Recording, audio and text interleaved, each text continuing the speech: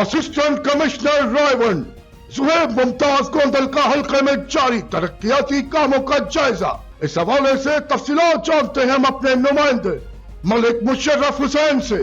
جی مشرف، ہمیں تفصیلات سے آگاہ کیجیے گا۔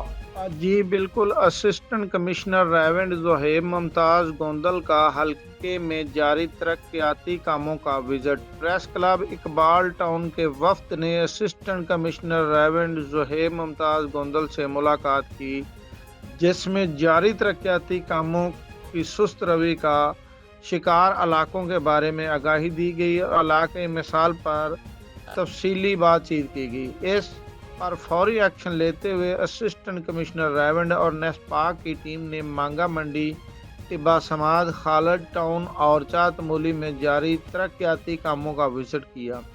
اسسٹنٹ کمشنر نے انڈر کنسٹرکشن کام کو 4 دن کے اندر مکمل کر کے رپورٹ طلب کر لی۔ اس موقع پر موجود صدر press club Iqbal town Lahore Malik Musharraf Hussain Sabri اور اہل علاقہ کی عوام نے assistant commissioner revenue Zohaib Mumtaz Gondal اور نیسپاک کی ٹیم کا شکریہ ادا کیا۔